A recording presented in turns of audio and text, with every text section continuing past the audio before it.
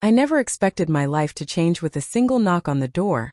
But there it was, my best friend standing there, eyes sparkling with mischief, a large, neatly wrapped box in her hands. "You trust me, right?" she asked, voice trembling with excitement. I hesitated.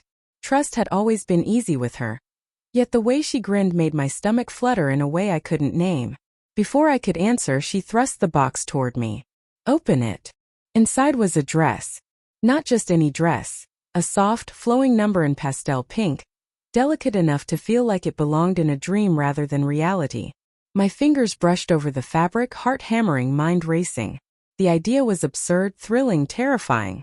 Could I really let her do this? Could I let myself step into something so undeniably feminine? She didn't wait for a reply. With the gentle authority of someone who had planned every detail, she led me to my room.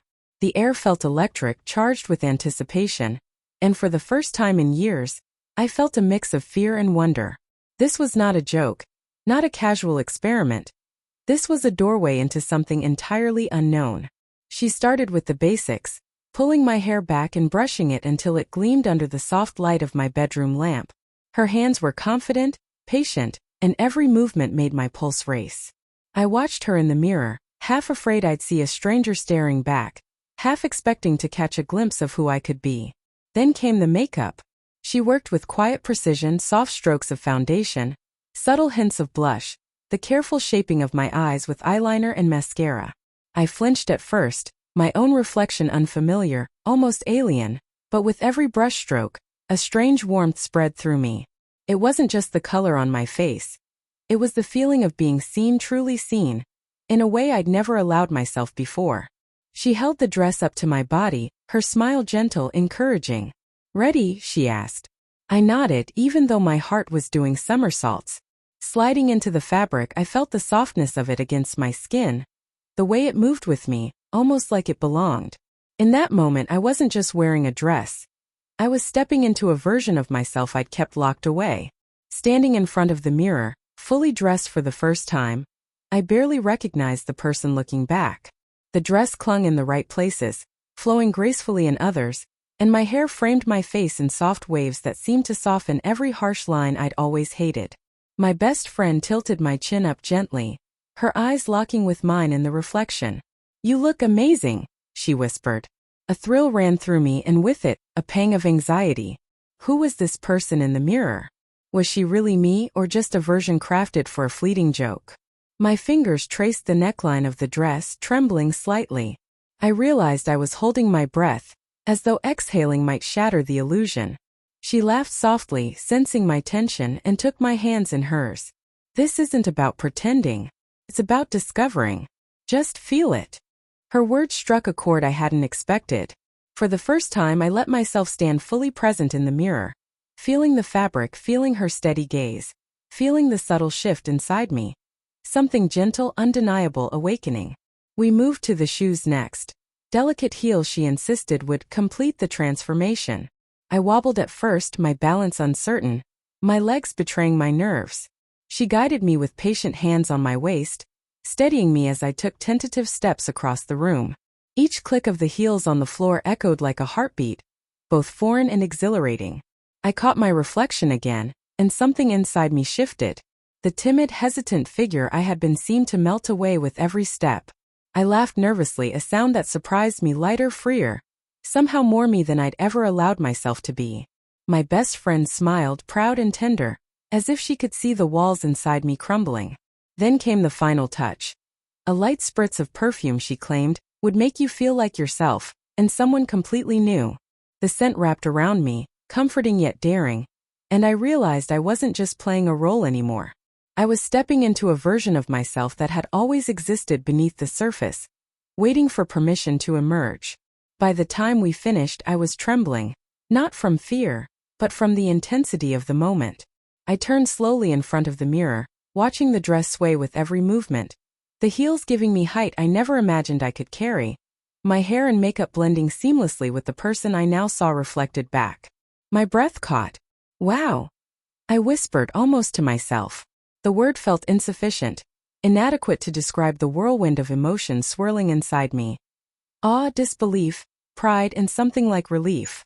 For the first time, I didn't feel like I was pretending or performing. I felt visible, in a way that left me both exposed and exhilarated. My best friend reached out, brushing a stray lock of hair from my face. "You're beautiful," she said simply, and in that moment, I realized that this wasn't about appearances at all.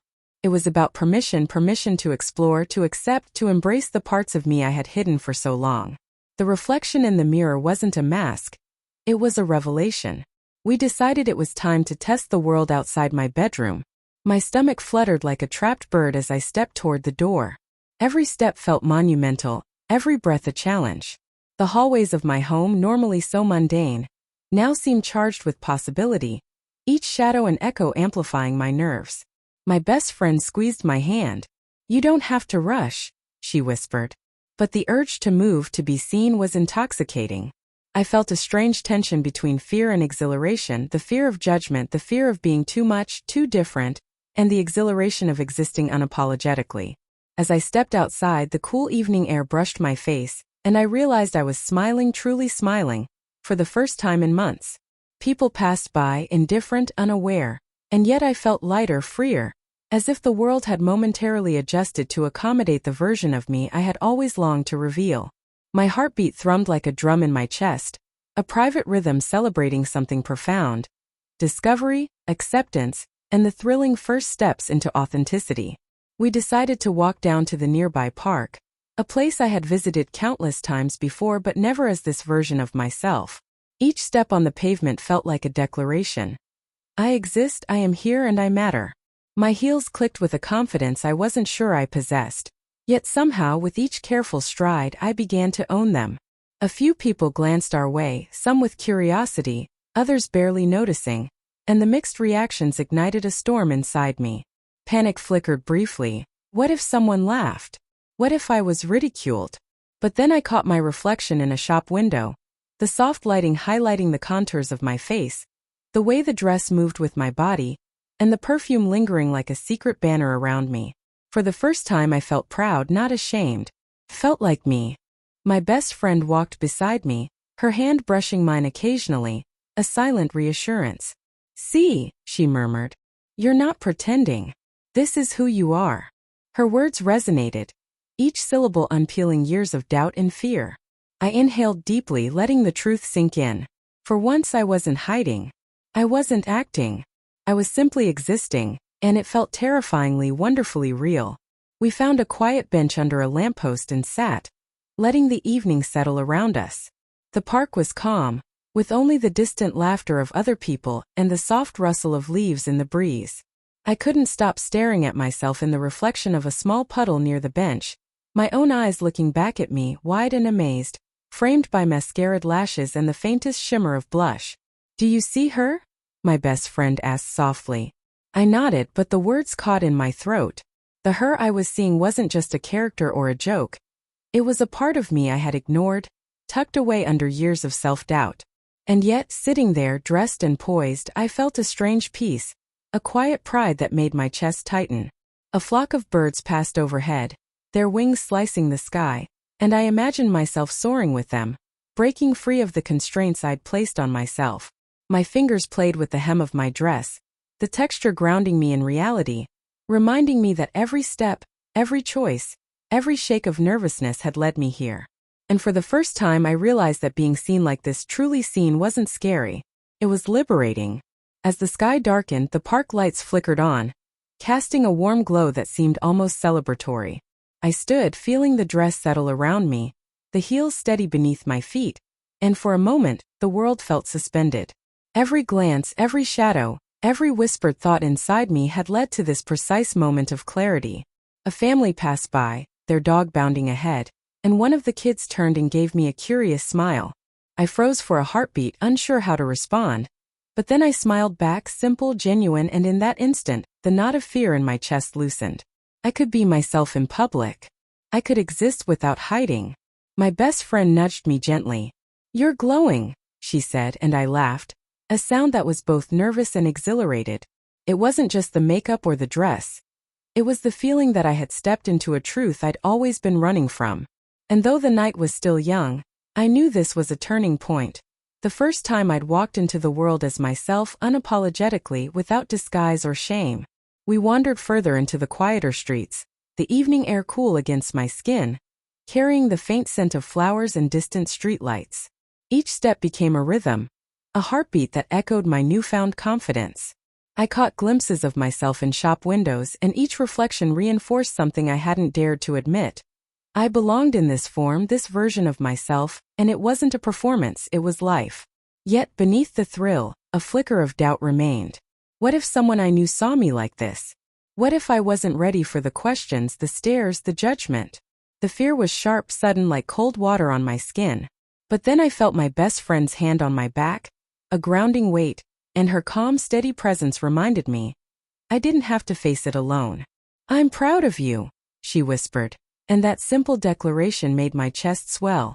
Pride mixed with relief, and for the first time, I realized that acceptance wasn't just something I hoped to receive. It could begin inside me. I could choose to see myself with compassion, admiration, and wonder, and maybe, just maybe, the world would follow my lead. By now, the city lights reflected in puddles along the sidewalk, creating a glittering path that felt almost like it had been made for me. I walked a little taller, each step in my heels a reminder that I had faced the fear and come out the other side. The adrenaline had softened into something calmer, a steady hum of exhilaration and certainty. We paused near a small cafe, the warm light spilling onto the street. I saw people laughing inside, couples chatting, strangers existing in their own worlds, and yet none of that mattered. I had never felt so present, so anchored in who I truly was. Every glance in the reflections of windows, every brush of the evening breeze across my face, reminded me that this wasn't a fleeting thrill or a temporary disguise. This was my truth.